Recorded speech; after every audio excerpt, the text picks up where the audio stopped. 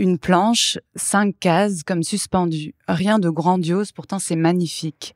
5 cases qui disent la lumière dans le feuillage, le foisonnement du sol, le silence habité de la forêt, le regard et le mouvement si particulier des oiseaux perchés, les chemins à l'ombre. 5 cases, 5 petits tableaux qui s'enchaînent et varient le point de vue, le cadrage et l'échelle sur le monde que l'on découvre avec le dessinateur. Il ne s'agit pas seulement de regard, mais d'expérience. On est une fois dans les branches, puis au niveau du sol, puis accepté si proche des oiseaux, puis on s'éloigne. L'aquarelle du dessin incarne le flou, l'humidité, la pluralité, l'indétermination, la lumière, la douceur, la saleté aussi de ce milieu. La planche est presque muette, le dessin suffit. Dans la première case, toutefois, au devant du feuillage, l'auteur écrit « Même visuellement, ça n'est pas la même chose. Percevoir un territoire comme un tissu de liens potentiels lui donne une épaisseur, une texture particulière. » C'est la page 29 de la BD « La recomposition des mondes » d'Alessandro Pignocchi. Bonjour à toutes et bonjour à tous. Nous sommes le 21 juin 2024. Bienvenue dans Sciences dessinées sur Radio Anthropocène, l'émission qui s'intéresse à la pratique, à la valeur et aux effets du dessin dans la recherche et la production du savoir. Aujourd'hui, j'ai le plaisir de recevoir à mon micro Alessandro Pignocchi. Alessandro, bonjour. Bonjour.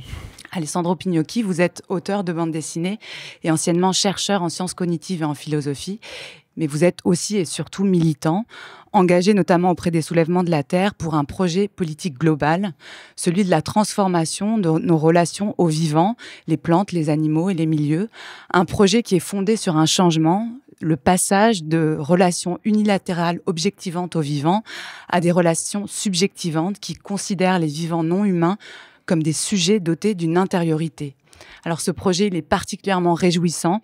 Je vous ai entendu à l'occasion du vernissage de votre exposition ici à Archipel et je suis sortie de là convaincue et un peu réparée.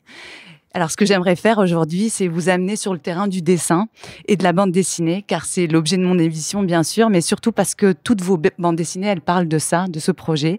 C'est le cas de votre petit traité d'écologie sauvage en 3 tomes. C'est aussi le cas de la recomposition des mondes qui a été publiée en 2019 au Seuil. C'est le cas de la conversation que vous avez engagée avec Philippe Descola, publiée en 2022 au Seuil également dans Ethnographie des mondes à venir. Et c'est aussi le cas dernièrement de votre bande dessinée disponible en ligne qui s'appelle Girose, défendre le glacier de la Grave. Donc ce que j'aimerais faire aujourd'hui avec vous, c'est de comprendre la place qu'occupe la bande dessinée, le dessin en tant qu'écriture, en tant que regard, en tant que projection d'imaginaire et médium dans votre engagement politique. Et pour commencer, je voulais vous demander d'où vient votre dessin. Il vient, comme beaucoup, de l'enfance où j'étais ornithologue, passionné d'oiseaux très petit pour des raisons psychologiques qui m'échappent encore en partie. J'avais une passion vraiment qui confinait à la pathologie pour les oiseaux quand j'étais jeune, et les enfants dessinent ce qu'ils aiment bien, donc j'ai commencé à dessiner des oiseaux petits. C'est l'ornithologie qui m'a amené en Amérique du Sud aussi dans un premier temps, pas du tout l'anthropologie comme c'est devenu le cas ensuite. Et j'ai essayé de mener un temps de front le dessin, l'illustration et des études de biologie. Mais j'ai progressivement arrêté de dessiner faute d'avoir quelque chose à dire. En fait, illustrer pour illustrer, ça m'amusait pas tellement. J'ai fait quelques tentatives de BD, mais sans avoir un propos qui m'habitait suffisamment pour les mener à bien. Et c'est des années plus tard, mes premiers voyages chez les Achuar en Amazonie équatorienne sur les traces de Descola et l'envie de raconter un certain nombre de malentendus, de fausses attentes, la façon dont, en gros, tout ce que j'avais prévu s'est trouvé déjoué par l'expérience du terrain, et qu'il y avait quelque chose, là, il y avait un propos que je trouvais suffisamment important pour que je me rappelle que je dessinais plus tôt, que j'avais fait des tentatives de BD, et le Anent, donc ma première BD pendant un temps, a été un projet de film documentaire, et Dieu merci, on n'a pas eu les financements qu'on espérait, parce que le médium BD s'est avéré beaucoup plus approprié que la caméra pour raconter ce qu'on voulait raconter. Et notamment, alors évidemment, il y a une liberté beaucoup plus grande. Il n'y a pas le côté terriblement frustrant de la caméra où les choses intéressantes se produisent systématiquement quand la caméra est éteinte. Et dès qu'on l'allume, tout devient très banal et les personnages qu'on filme se sentent investis par le cliché qu'on attend d'eux et vraiment un Atchuar même extrêmement marrant, ironique, dès qu'on lui braque une caméra dessus, devient tristement la caricature de lui-même, quoi. Donc la BD, évidemment, était beaucoup plus appropriée pour raconter ça.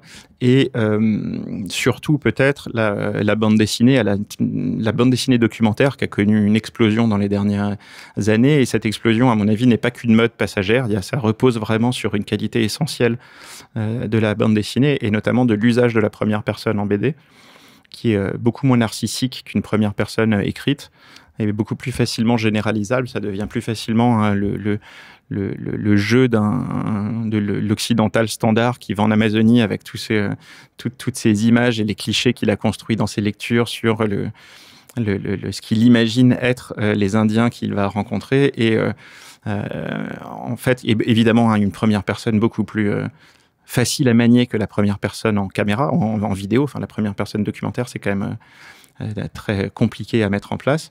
Et la première personne en BD, en fait, à partir du moment où on se dessine, on se moque de soi. Enfin, en tout cas, c'est très facile de se moquer de soi quand on dessine. Et c'est vraiment la vertu du documentaire en bande dessinée, c'est qu'on obtient très facilement cette espèce de dissociation, superposition entre le regard du personnage qui vit les expériences à la première en direct. On est le personnage en Amazonie.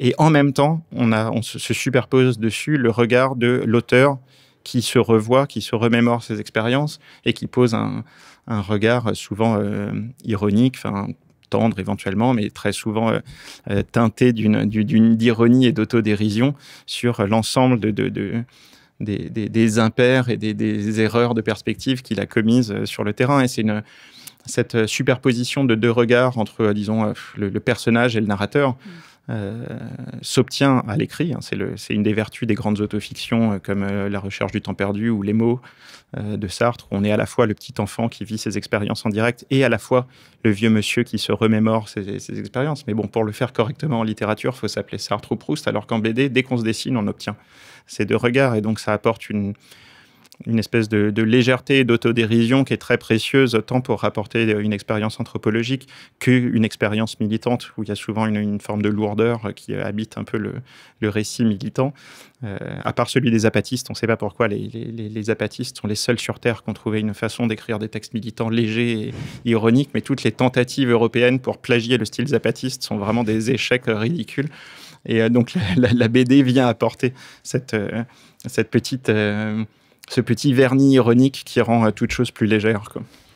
Alors, vous parlez de la bande dessinée documentaire. Effectivement, il y a une grande partie de votre production éditoriale qui s'inscrit dans ce champ, mais il y a aussi un autre type de bande dessinée où là, le jeu est absent, qui est aussi marqué par cette ironie et cet humour absurde, avec la mise en scène de politique embarquée dans un projet animiste, en fait, de rapport au monde. Et là, que peut la bande dessinée et à quel endroit, en fait, vous vous situez dans ce type de production?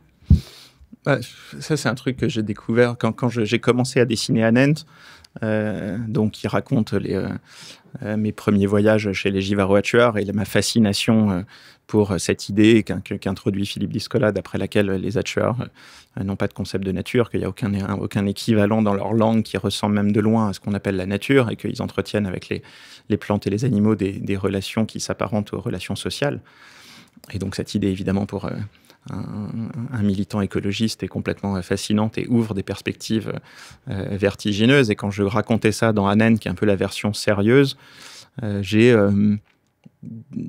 ressenti le besoin pareil, pour pousser la démarche ironique un peu plus loin, de publier sur un blog. Alors c'était vraiment un univers dont j'étais complètement étranger. C'est des amis qui m'ont poussé à ouvrir un blog BD, quoi. C'était vraiment la mode à l'époque. Moi, j'ai évidemment, comme beaucoup de gens, de la mouvance écolo, j'étais plutôt technophobe, et l'idée de mettre des trucs sur Internet, ça m'était pas du tout spontané. Mais bon, j'ai quand même cédé à la pression, et ils ont vraiment bien fait de me pousser, parce que le blog BD permet de publier des choses qui, du coup, ne sont pas juste destinées à être montrées à quelques potes, mais n'ont pas non plus la gravité d'un projet éditorial publié. C'est un espèce d'entre-deux qui est vraiment très fécond. Et donc, pendant que je faisais les pages sérieuses d'Anent, j'ai commencé à essayer de mettre en travail les concepts que j'essayais d'exposer dans Anent de façon absurde, en imaginant que la pensée animiste résiduelle qui survit encore dans les interstices du capitalisme aujourd'hui était devenue la pensée dominante, et y compris chez les dirigeants politiques, et que c'était le naturalisme occidental, le rapport utilitariste aux plantes et aux animaux, qui était devenu une pensée résiduelle qui ne survivait plus que dans quelques petits interstices, notamment en Seine-et-Marne. Et donc un anthropologue à Tueur venait étudier avec passion ces derniers petits endroits où survivait le capitalisme industriel et le libéralisme autoritaire. Il est fasciné par la figure du chef, par le rapport utilitaire, par le concept de nature, et là aussi ça permettait d'accentuer la mise en dérision de l'anthropologue qui arrive sur le terrain avec plein de littérature en tête et qui commence par projeter tout ce qu'il a lu sur ce qu'il voit, et le moindre détail devient un écran de projection de tout un tas de choses lues. Et c'est une expérience que tous les anthropologues vivent quand ils arrivent sur leur premier terrain, vraiment une espèce d'enthousiasme enfantin de retrouver dans chaque détail élémentaire du quotidien l'ensemble des textes théoriques qu'il avait lus. Et donc là, mon anthropologue Hatcher a lu tous les textes sur l'Occident moderne, les classiques d'économie, la mythologie occidentale, et au café de la gare de Bois-le-Roi, essaye de retrouver tout ça derrière chaque geste les plus anodins. Donc oui, c'était une façon de pousser un peu plus loin le ridicule qui saisit vraiment tout anthropologue un peu honnête quand il commence son terrain, quoi. Oui, on voit, ces bandes dessinées-là, c'est des sortes d'expériences limites ou d'expérimentations anthropologiques par l'absurde. Et comment elles ont été reçues par les anthropologues? Vous travaillez avec Philippe Descola, il en dit quoi, en fait? Elles ont été bien reçues. Je ne peux pas parler de tous les anthropologues, mais c'est sûr que, disons, c'est un principe de BD qui met en pratique d'une façon originale ce qui est un peu les fondamentaux de l'anthropologie, c'est-à-dire de rendre pensables des concepts par l'expérience de leur contraire. C'est ça qu'un anthropologue va chercher sur le terrain aussi. C'est une possibilité de mise à distance critique des grandes structures de la pensée, des institutions qui façonnent son monde d'origine, et qui souvent sont si grandes et englobantes qu'on ne peut même pas les penser. Elles sont diluées dans l'habitude, dans l'évidence. Typiquement, la distinction entre nature et culture n'est pas un sujet de réflexion ordinaire pour le commun des Occidentaux, parce qu'elle est si évidente, si façonnante, qu'elle va de soi. Et l'anthropologie, en apportant le récit de façon d'être au monde où ces évidences occidentales ne sont pas présentes, il rend pensable, il offre des prises à la pensée critique sur des structures qui sinon ne seraient même pas des objets de pensée. Et donc là, ce principe-là de mise en pensée par la symétrisation, c'est ça que j'utilise dans mes BD, ouais. en inversant les choses, et en transformant en objet de fascination pour un anthropologue à Tueur des concepts occidentaux. Et donc lui aussi fait cette erreur-là que font beaucoup d'anthropologues novices, de penser que les grandes structures de la pensée sont des sujets de conversation ordinaire pour les populations, et que donc en allant en Amazonie, il suffira de questionner les Indiens pour que d'un coup ils vous déballent leur rapport très particulier au non-humain. Sauf que c'est aussi absurde, et c'est donc ça que montrent mes BD, que d'aller en tant qu'anthropologue au café de la gare et de s'attendre à ce que les clients au comptoir vous parlent immédiatement de la relation utilitariste et de l'objectification des non-humains opérée depuis 2 siècles par l'Occident moderne, ce qui n'est évidemment pas le cas. Et est-ce que ces BD-là, elles sont de l'ordre de la monstration, de la démonstration de ça, ou alors plutôt c'est une façon de vivre cette tentative de symétrisation? Alors, il y a de multiples motivations à l'origine d'un strip de bande dessinée. Et, là, ce que je suis en train de raconter, c'est plus des justifications a posteriori, des analyses a posteriori.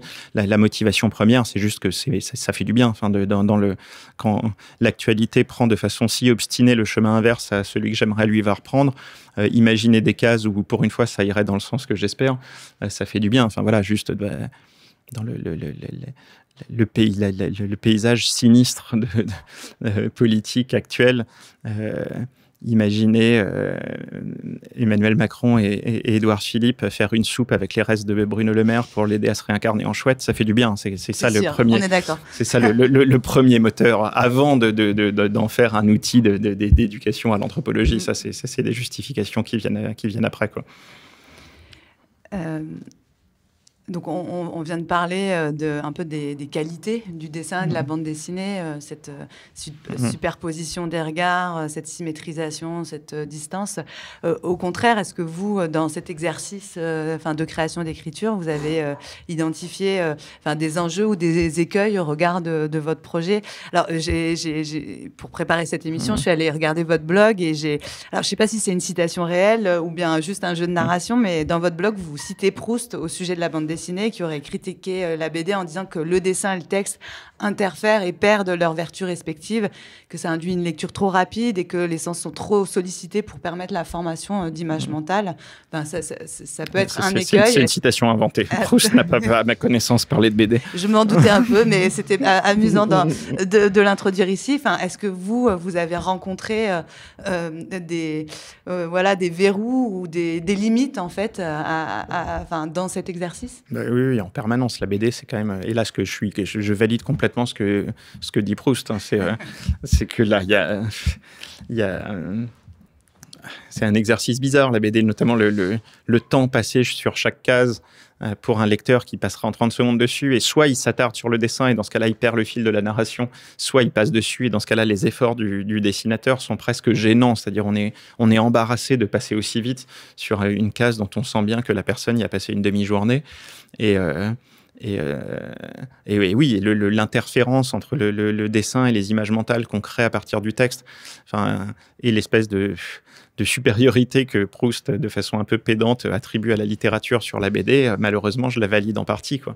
Et la répétition numérique du même dessin dans les exercices de blog sert entre autres à pallier à ça, à fluidifier la chose. C'est-à-dire que dans un premier temps, quand on découvre ça, moi, les premières fois que j'ai vu des auteurs faire ça, comme Bastien Vives, je me suis dit, mais attends, mais il se fout de notre gueule. Il a recollé le même dessin identique. Dans un premier temps, on a une réaction de rejet en se disant, il aurait pu bosser un peu.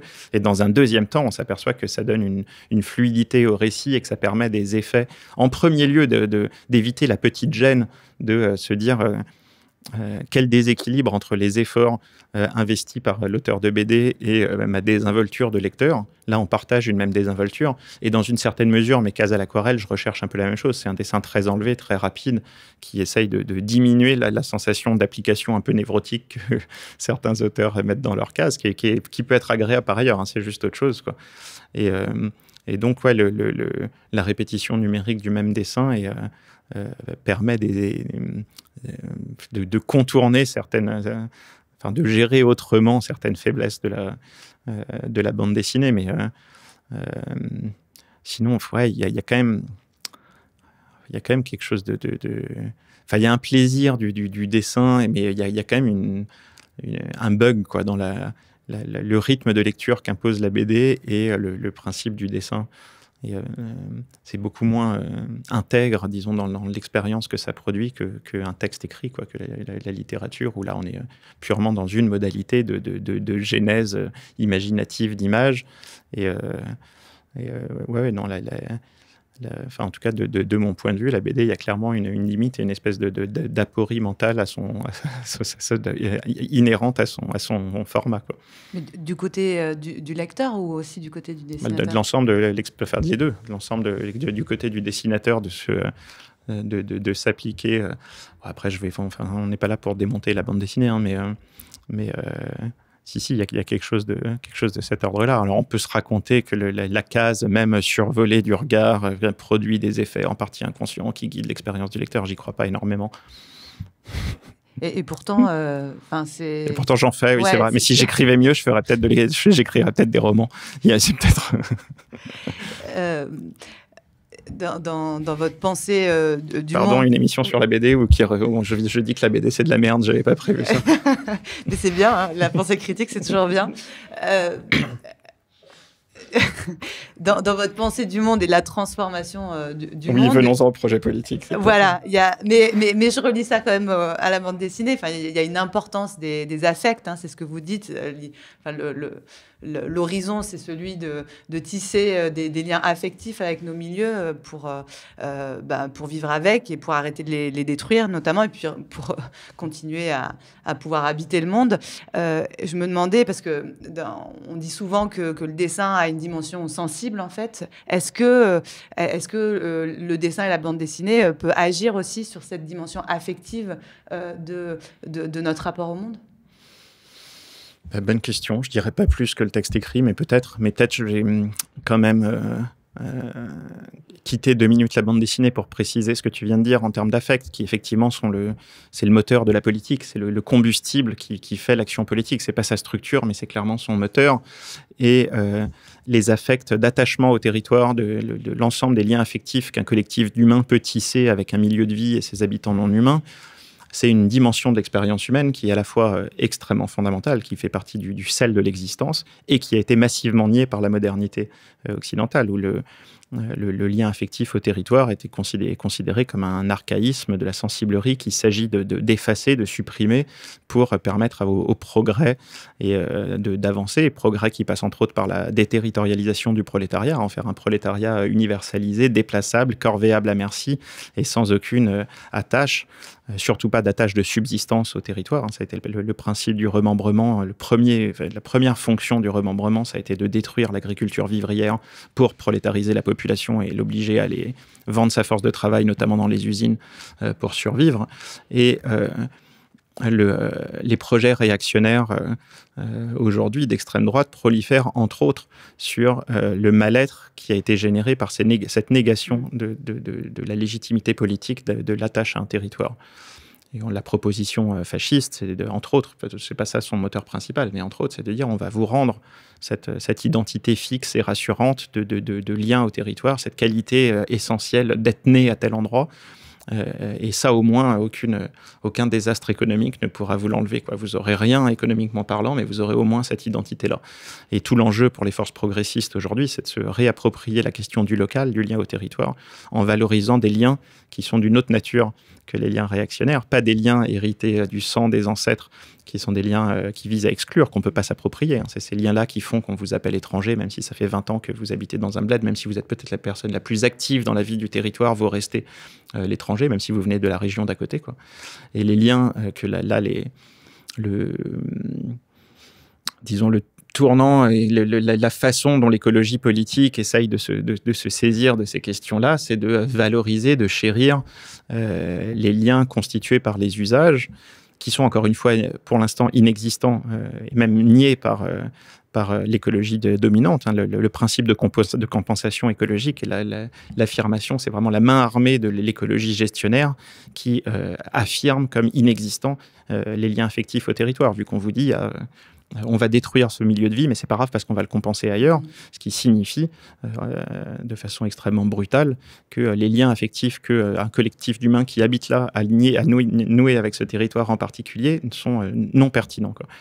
Et donc, au contraire, le projet politique qu'on essaye de façonner affirme que ces liens-là sont la pulpe même de la politique, que la décision politique doit être massivement relocalisée, prise par les habitants des territoires, et que on va penser des institutions, des formes de démocratie délibérative, des façons de penser les activités productives qui non seulement valident, mais en plus chérissent et enrichissent ces liens affectifs-là. Et c'est ça, c'est sur cette base-là qu'on escompte de former la désirabilité du projet, quoi. C'est-à-dire de réouvrir l'espace politique à des possibilités de l'expérience humaine, des façons de se lier au territoire qui ont été massivement niées et effacées par la modernité, et si bien effacées qu'on n'a même plus tellement d'occasion de les éprouver aujourd'hui. C'est ça toute la difficulté, quoi. C'est d'essayer de créer un déjà là, des possibilités sur des territoires, de rééprouver collectivement cette famille de liens-là et d'en voir le potentiel d'intensification de l'existence, disons, quoi, et de former le désir de créer collectivement des institutions qui permettent d'étendre et d'enrichir ces façons-là de se relier au territoire. Et est-ce que, du coup, Donc tu reviens au dessin, oui, je sais pas. Reviens au dessin, parce qu'en fait, on voit... est-ce que le dessin, ça peut être un instrument, en fait, de cette affection territoriale? Parce qu'on voit dans ce que tu produis, il y a des cases particulièrement belles, en fait. Il y a de l'absurde, il y a de l'ironie, il y a du jeu, de la mise en scène, il y a de la scénarisation, de la documentation. Mais il y a aussi, et c'était un peu l'objet de la description introductive, à un moment, une forme d'attention au milieu. Et je me demandais si dans ton expérience, cette attention, elle est première, elle vient avant le dessin, ou alors elle passe par le dessin dans ton expérience de dessinateur. Et puis après, est-ce que c'est quelque chose à envisager aussi du côté du lecteur qui, en recevant ces images-là, peut entrer dans une expérience du milieu qui est un peu... plus affecté? Allez, on va dire que oui, mais je l'ai jamais vraiment pensé en ces termes. Mais c'est vrai que là, du coup, ce que je présentais comme une limite de la BD, le temps passé sur une case, là, peut-être peut se transformer en vertu, qui est une forme de témoignage, de prendre le temps de dessiner un petit détail du bocage, devient un témoignage du lien affectif qu'on a déployé pour lui, une sorte d'hommage dans justement l'effort fait pour... Et aussi dans l'expérience elle-même. Donc, c'était une autre question que j'avais sur, vraiment plutôt la cuisine du dessin. Est-ce que, ces cases-là, dans la forêt, des oiseaux, etc., est-ce que c'est du temps in situ, que tu passes dans le milieu, ou c'est des dessins qui sont faits a posteriori? Est-ce que, en fait, l'acte même de dessiner, ça induit pas une posture et un changement de rapport au monde? Malheureusement, plus. Un temps, j'ai dessiné sur le vif et effectivement, j'aurais dû faire ça. À Nantes, à la base, j'espérais pouvoir mettre dedans des dessins faits sur le vif. Il y en a quelques-uns, mais très peu. Et sinon, non, c'est des dessins refaits ensuite. Sur le glacier de la Grave? Oui, j'ai pas sorti mon carnet d'aquarelle sur le glacier, de même que chez les Hatchers. C'est des moments où c'est beaucoup plus important de vivre des choses qu'on aura ensuite à raconter que de s'extraire un petit peu du moment vécu pour dessiner. Et, et je vois bien les clichés autour du carnet de voyage qui disent que la position du dessinateur permet de créer des moments particuliers, machin. Moi, en tout cas, chez les Hatchers, absolument pas. Les premiers voyages, j'essayais de dessiner, ça les faisait marrer 3 minutes et après, ils allaient faire leurs activités que moi, je ratais si je restais dans mon coin à dessiner. Donc, ça pour le coup, ça... Oui, mais là, tu parles de rapport avec des humains, mais en fait, ce que tu dessines, c'est aussi des non-humains et c'est une attention. Là, en l'occurrence, le glacier, c'est cette lumière, c'est cette neige. Mais non, mais là, encore une fois, je valide beaucoup plus la démarche de Proust qui dit que la vraie puissance... Merci Proust. La vraie puissance de la retranscription par écrit ou par dessin se fait par l'expérience de la réminiscence, qu'en fait, on épure un certain nombre de contingences du présent. Les deux démarches sont louables. On peut tout à fait essayer de faire une retranscription immédiate de ce qu'on vit et du coup il y aura un espèce de foisonnement de richesse du présent ou en produire une version qui aura été épurée et un peu idéalisée et transformée par la mémoire.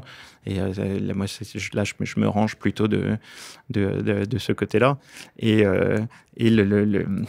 l'affection, ce que c'est qu'une vie tissée à un territoire et à ses habitants non humains, il y a plein de façons de la rendre. Alors effectivement, tous les médiums sont plus ou moins complémentaires.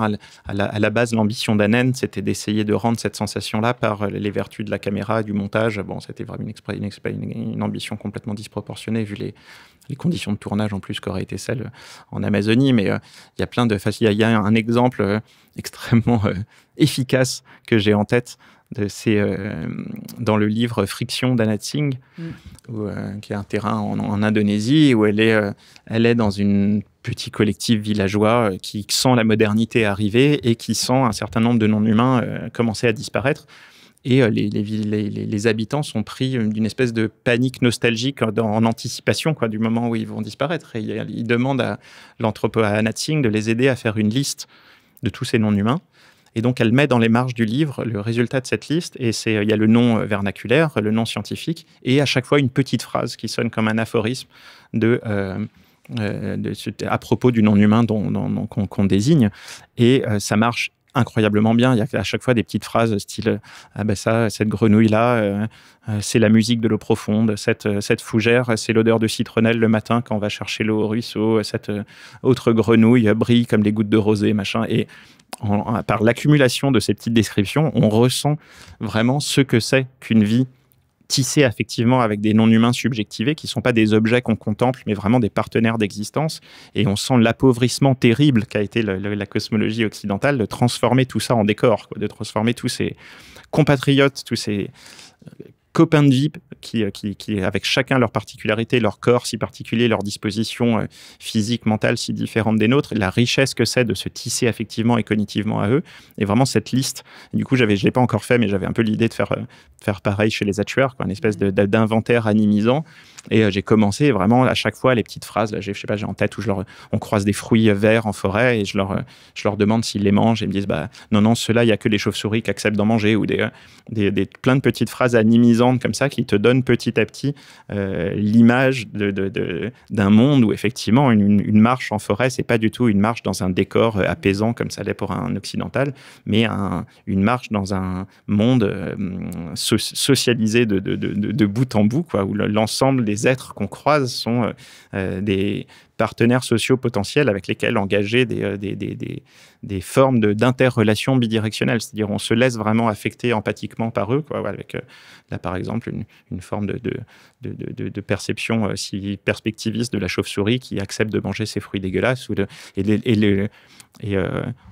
Ça donne vraiment une idée de ce que c'est. Et du coup, pour revenir, pardon, je vais encore dire que le dessin et la BD, c'est nul, mais c'est très, très dur par le dessin de sortir de l'attitude contemplative. On est quand même très dépendant comme le montre Descola dans Les Formes du visible, l'apparition, la création du paysage comme précurseur du naturaliste, comme quelque chose qu'on observe à distance et qu'on contemple esthétiquement et qu'on est quand même... Et la contemplation esthétique reste un rapport d'utilisation bidirectionnel, Oui, mais sauf que le dessin, il implique une attention active, en fait, à ce qu'on... C'est pas que de la photographie. Oui, mais l'attention active, elle peut tout à fait être unidirectionnelle de contemplation, Oui. Et effectivement, un dessin... Qu'est-ce que serait qu'un dessin animisant? Qu'est-ce que serait... ça, j'ai pas... Mais je suis pas sûre qu'il y ait une fatalité, en tout cas, parce que, justement, tu cites Tsing qui dit qu'il faut que l'anthropologie se repense aussi comme une science de l'attention et de l'observation, et par le dessin et notamment sa lenteur et sa nécessaire en fait dimension aussi sélective, en fait, parce que le monde est tellement complexe et en fait, le contour n'existe pas dans le monde. Et pourtant, c'est ce qui fait l'essence du dessin. Moi, je sens comme une potentialité et qu'on retrouve dans ton dessin, en tout cas en tant que lectrice. C'est aussi dans tous les choix que tu opères, on sent qu'il ne s'agit pas seulement de décor, il ne s'agit pas seulement de sublime, mais il s'agit de l'expérience, quoi. Bon, cool. Merci. Bon, mais néanmoins, je reviens une dernière fois, c'est sûr que ça peut faire, c'est une bonne perspective. Comment essayer de penser un dessin animisant qui se fait sur le moment comme l'expression graphique d'une relation subjectivante au non-humain. Encore une fois, on s'était posé cette question-là avec la caméra, et on pourrait se la reposer avec le dessin. Mais en vrai, disons l'expérience subjectivante des non-humains d'un territoire, c'est quand même par les usages, notamment les activités agricoles, comment tu les penses avec tous les conflits d'usage, les conflits d'intérêt que ça implique avec les non-humains, et c'est par en premier lieu par les activités de subsistance, comment on se nourrit sur un territoire peuplé d'alter-ego. C'est quand même une question vertigineuse et c'est quand même par cette voie-là, sur la façon dont on pense la cueillette, la chasse évidemment, l'ensemble des activités de subsistance sur un territoire, quand on les aborde dans une perspective animisante où on considère que c'est pas de la ressource que dans laquelle on peut puiser à merci, mais que c'est des êtres dotés d'intériorité avec lesquels on doit négocier une cohabitation diplomatique, c'est quand même là que le vertige animisant va se manifester. Alors, je veux bien que tu t'essayes de me convaincre que par s'asseoir et dessiner, ça peut produire la même chose, peut-être, mais c'est une question. Oui. Non, mais en tout cas, j'ai pas la réponse, mais c'est, disons, c'est vraiment quand tu fréquentes alors soit des populations autochtones, soit ce qui commence à se construire sur la ZAD de Notre-Dame-des-Landes, soit ce qui commence à se construire dans des dizaines d'autres territoires où il y a ce déplacement de l'attention, de l'objectification de la ressource ou de la contemplation esthétique vers la démarche animisante, tous les endroits où ça se produit, c'est quand même par les usages et l'imbrication progressive de toutes les dimensions de notre vie, en premier lieu les plus élémentaires, se loger, se nourrir, d'accomplir ces activités de subsistance-là en bonne entente avec les humains. C'est ça quand même qui produit ce maillage affectif le plus dense, quoi. Merci beaucoup, Alessandro Pignocchi. Donc, pour celles et ceux qui auraient échappé, mais à découvrir d'urgence donc votre bibliographie, et puis aussi l'exposition rétrospective qui est consacrée à votre travail de bande dessinée et de dessin, exposée à Archipel, Place des Terreaux, jusqu'au 29 septembre. Merci.